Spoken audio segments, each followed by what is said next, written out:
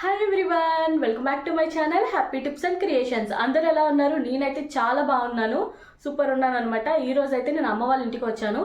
So అమ్మ నా కోసం అయితే నాకు ఎంతో ఇష్టమైన ప్రాన్స్ కర్రీ అయితే చేస్తుంది. ఆ ప్రాన్స్ కర్రీ ఎలా చేస్తుంది, ప్రాసెస్ ఏంటి అనేది ఫుల్గా ఈ వీడియోలో చూద్దాము. అండ్ వంట చేస్తూ అమ్మతో చాలా కబుర్లు అయితే చెప్పుకుందాము. వీడియోనైతే స్కిప్ చేయకుండా చివరి వరకు చూడండి. ఫస్ట్ టైం నా ఛానల్ని ఎవరైతే చూస్తున్నారో వాళ్ళు నా ఛానల్ సబ్స్క్రైబ్ చేసుకుని పక్కన ఉండే బెల్ ఐకాన్ అయితే క్లిక్ చేసేయండి.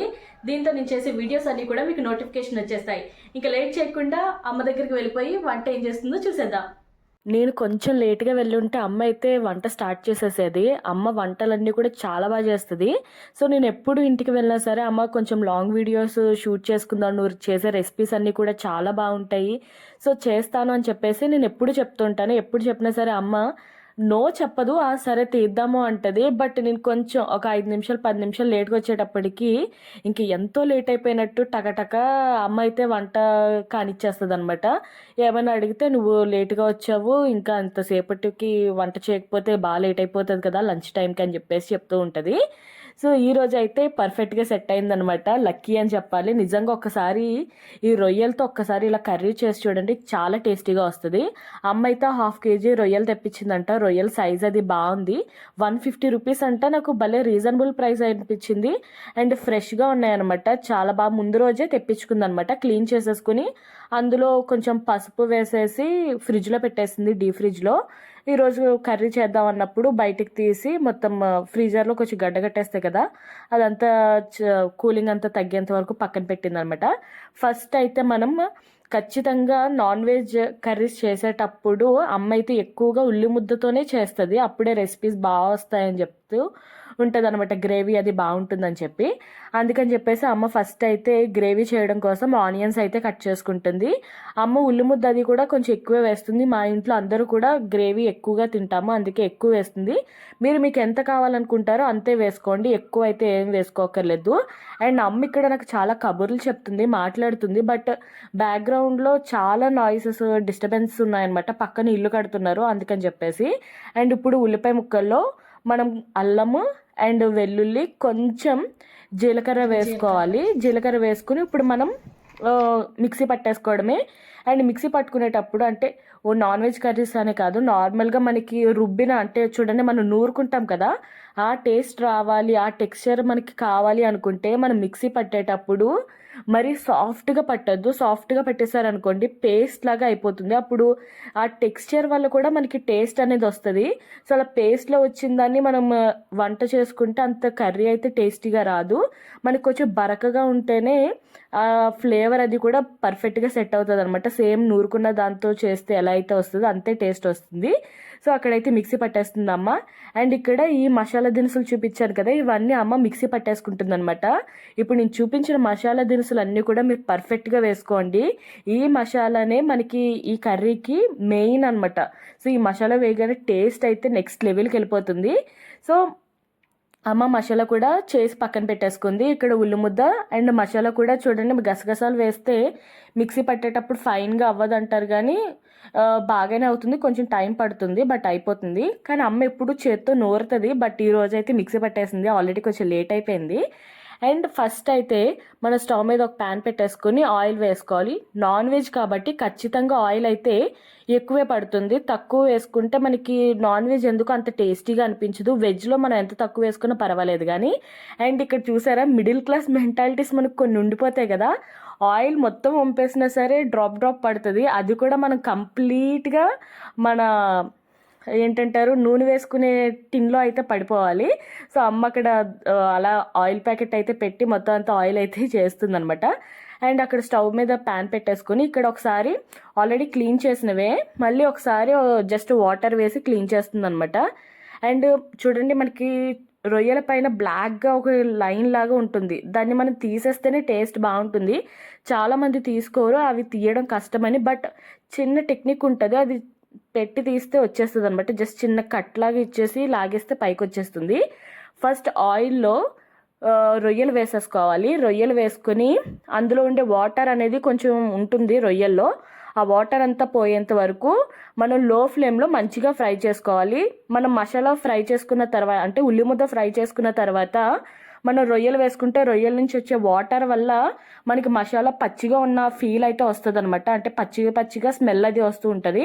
అలా రాకూడదు అనుకుంటే గనక మనం రొయ్యల్ని ముందే ఇలాగ చక్కగా నూనెలో లైట్గా ఫ్రై చేసుకోవాలి. మళ్ళీ డీప్ ఫ్రై లాగా గోల్డెన్ కలర్ వచ్చేంత వరకు కాదు, జస్ట్ లైట్గా అందులోంచి వాటర్ రిలీజ్ అయ్యేంత వరకు ఫ్రై చేసుకుని మనం ఆ రొయ్యలను అయితే తీసి పక్కన పెట్టేసుకోవాలి.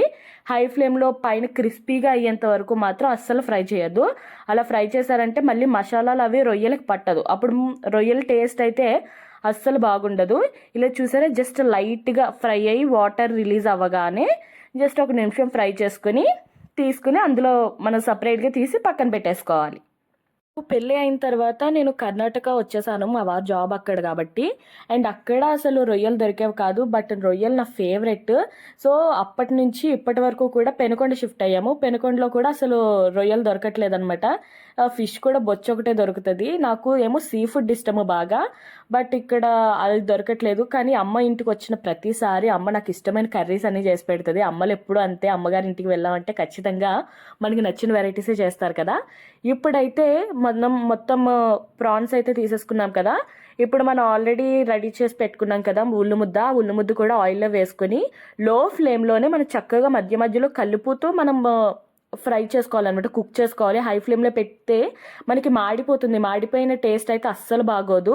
కానీ ఇప్పుడు మనం మసాలా వేసాం కదా, ఆ మసాలా ఒక 50% తగ్గిపోయేంత వరకు మనం దాన్ని చక్కగా ఫ్రై చేసుకోవాలి. అంటే మాడకుండా ఫ్రై చేసుకోవాలి మెయిన్.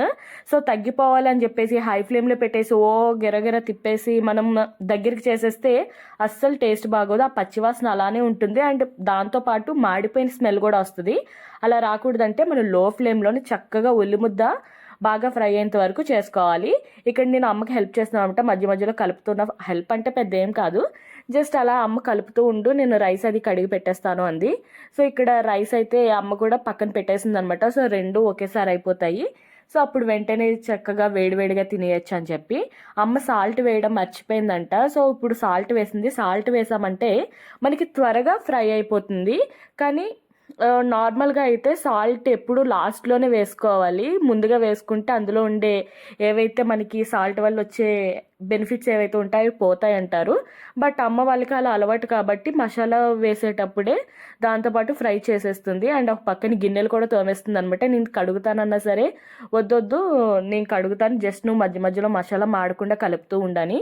బట్ ఇక్కడ మేము చేసింది ఏంటంటే ఇద్దరం కబుర్లు చెప్పుకుంటూ ఏదేదో మాట్లాడుకుంటున్నాం అనమాట. మొత్తం చైల్డ్హుడ్ మెమరీస్. అండ్ మాది ఫ్యామిలీ పెద్దది, సో వాళ్ళందరి గురించి ఏవో ఒక డిస్కషన్స్ ఉంటాయి కదా, అవి పెట్టుకుంటూ ఉండిపోయాం. కొంచెం లైట్గా అయితే మాడిందనమాట. అమ్మ వెంటనే సరే మంచిగా కలుపు, ఏం కాదులే అని చెప్పేసి అంది.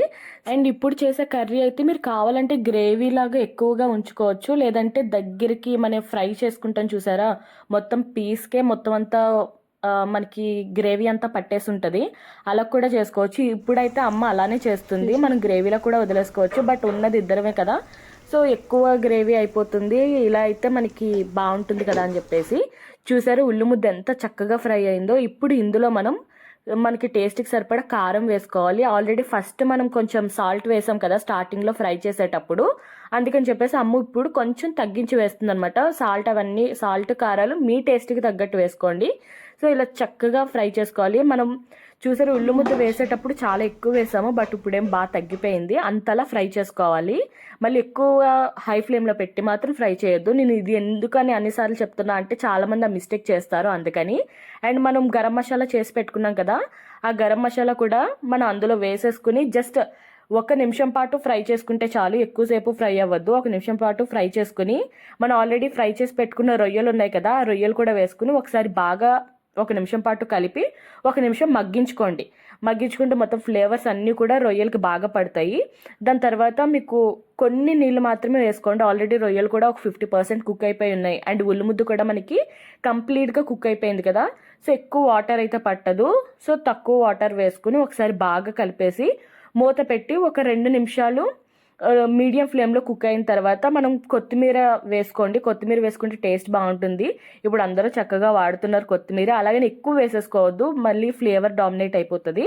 సో లైట్గా వేసుకుని ఒకసారి మొత్తం అంతా బాగా కలిపేసి ఇంకా మూత పెట్టేయడమే. మూత పెట్టేసి మనకి గ్రేవీ కన్సిస్టెన్సీ ఎంతవరకు అయితే కావాలో అంతవరకు మనం చక్కగా కుక్ చేసుకోవడమే. లాస్ట్లో మనం టేస్ట్ కూడా చేసుకోవడమే. అన్నీ సరిపోయాయి లేదా, సరిపోతే అప్పుడు కూడా కొంచెం యాడ్ చేసుకోవచ్చు. అండ్ ఇక్కడ అన్నం కూడా కుక్ అయిపోయింది అనమాట. అమ్మ అయితే అన్నం వార్చేస్తుంది. నాకు వార్చిన అన్నం అయితే చాలా ఇష్టం, ఎందుకంటే నాకు లైట్గా ఉన్నట్టు అనిపిస్తుంది. మిగతా కుక్కర్ పెట్టింది అది కొంచెం హెవీగా అనిపిస్తుంది, బట్ వార్చిన అన్నం లైట్గా తిన్న ఫీల్ వస్తుంది. మీలో ఎంతమందికి ఇలా ఫీల్ అవుతారో కమెంట్ చేసేయండి. అండ్ సీ ఫుడ్ ఇష్టం ఉన్న వాళ్ళు కూడా ఎంతమంది ఉన్నారో వాళ్ళందరూ వీడియోని అయితే లైక్ చేసి కమెంట్ చేయడం అస్సలు మర్చిపోవద్దు. చూసారా గ్రేవీ ఎంత చక్కగా వచ్చేసిందో, పైకి ఆయిల్ అంతా తేలిపోయింది కదా. ఇలా ఆయిల్ పైకి తేలిందంటే పర్ఫెక్ట్గా సెట్ అయిపోయినట్టు. అమ్మ టేస్ట్ చూసింది, సాల్ట్ అన్నీ కూడా పర్ఫెక్ట్గా సెట్ అయ్యాయి అంటే చాలా బాగా వచ్చిందని చెప్పింది. అండ్ ఇంకొంచెం దగ్గరికి చేసేయమ్మ, మనకి అంత గ్రేవీ అవసరం లేదు అన్నాను. అందుకని చెప్పేసి ఇంకా మొత్తం పీస్కి పట్టేంత దగ్గరగా అయితే అమ్మ చేసేస్తుంది అనమాట. అండ్ ఇలా చేసిన రొయ్యల కూర ఫ్రిడ్జ్లో పెట్టకపోయినా సరే ఒక 2 days అయితే ఖచ్చితంగా స్టోర్ ఉంటుంది. ఒకసారి ట్రై చేయండి. అండ్ అమ్మ ఎప్పుడు రోజు కాకికి ఫుడ్ పెడుతుంది అనమాట ఫస్ట్. సో అందుకని చెప్పేసి ఫస్ట్ కాకికి అయితే ఫుడ్ పెట్టేసింది. అండ్ నేను కూడా టేస్ట్ చేశాను, నెక్స్ట్ లెవెల్ ఉందండి. ఒక్కసారి రొయ్యల కూర మీరు ఇలా ట్రై చేయాల్సిందే. ట్రై చేసి ఎలా వచ్చిందో నాకైతే కమెంట్ చేయండి. చాలా యమ్మీగా వస్తుంది. అండ్ మీరు ఇంట్లో వాళ్ళకి ఎప్పుడైనా స్పెషల్గా చేయాలనుకుంటే ఒక్కసారి ట్రై చేసేయండి. అండ్ మొత్తం కర్రీ అంతా కూడా నేను ఒక గిన్నెలోకి అయితే తీసేస్తున్నాను. అమ్మ అందులో ఎందుకు తీసేసే, వేరే గిన్నెలోకి అంది. సో తీసేసాను.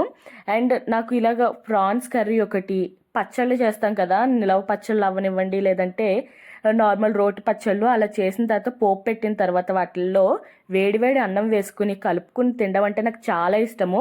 సో అమ్మకి బాగా తెలుసు కాబట్టి మొత్తం గిన్నెలో సపరేట్గా తీసేయని చెప్పేసి కర్రీ చేసిన గిన్నెలో అయితే నా కోసం కలుపుతుంది.